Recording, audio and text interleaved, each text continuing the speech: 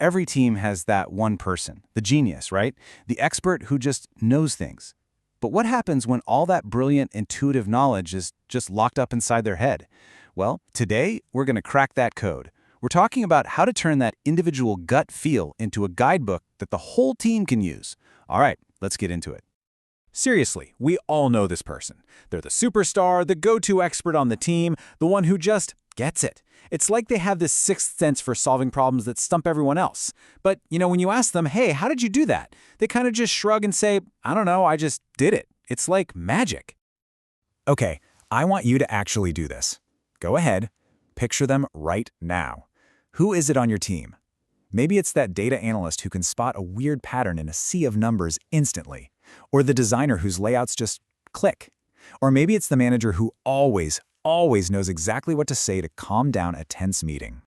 And here it is, the million-dollar question. How much of that genius is actually written down anywhere? Yeah, I thought so. So often, that magic is totally undocumented. It's a massive asset for your team, for sure. But man, it's also a huge risk. Because if they decide to leave, guess what? All that knowledge walks right out the door with them. Poof, gone. So, what are we supposed to do about that?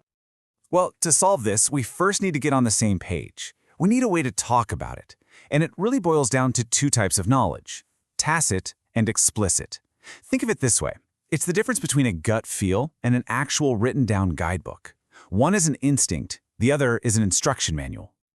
Okay, so this table lays it all out perfectly. On one side, you've got tacit knowledge. That's the gut feel. It's all the stuff that's hard to write down, like a skilled barista who just knows the perfect timing for an espresso shot. You can't really put that feel into words. And on the other side, you've got explicit knowledge. That's the guidebook. This is the actual coffee recipe, right? The grams of coffee, the water temperature, all spelled out. Now, the key thing here isn't that one is better than the other. The real goal is to figure out how we can turn that super valuable gut feel into a guidebook everyone can use. All right, so how do we actually do it? How do we build that bridge from a gut feel to a guidebook? Thankfully, we don't have to invent it from scratch. There's this really powerful model for it, and it's called the SESI model. And trust me, this is more than just some boring four-step process. Think of it as a blueprint, or maybe even an engine, for creating a team that's constantly learning and getting stronger. So the 4 steps are socialization, externalization, combination, and internalization. But here's the most important word to remember: spiral. This is not a one-and-done checklist you just work through. It's a continuous cycle. With every single turn of this spiral, your team's collective knowledge grows and gets more powerful. Let's break down exactly how that works. Okay, step 1, socialization. It all starts here. This is basically when that unwritten, tacit knowledge gets shared from one person to another. The classic example is an apprenticeship, right? You have a junior analyst just sitting with a senior one, watching them work, seeing how they poke around in a data set. They're not reading a textbook. They're literally absorbing that senior's feel and intuition just by being there and sharing the experience. And now for the magic trick. Step 2, externalization. Honestly, this is the most critical step of the whole process. This is where you take that gut feel and you actually manage to articulate it, to turn it into something concrete.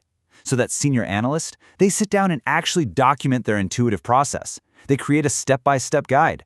They're literally turning their personal know-how into a shared asset for the whole team. It's often the hardest part, but man, is it the most valuable. So what's next? Step 3 is combination. This is a bit more straightforward. It's where you take all these different pieces of written down explicit knowledge and you start to organize them. You bring them together to create something even more powerful. Like taking a bunch of different little team manuals and combining them into one single official company playbook. You're making sense of all the pieces. And finally, we close the loop with step 4, internalization. This is where people take that awesome new playbook and they learn it by actually doing it. They practice the steps over and over until that documented process becomes their own second nature. See what happened there? The guidebook has now become their new gut feel. And that means the whole spiral can start all over again, but this time everyone is starting from a much, much higher level of understanding. Okay, I know this might sound a little academic, but the truth is, you are dealing with these two types of knowledge literally all the time. Let's make it super real and look at a couple of examples you'd see any day at work. So let's talk about data quality management.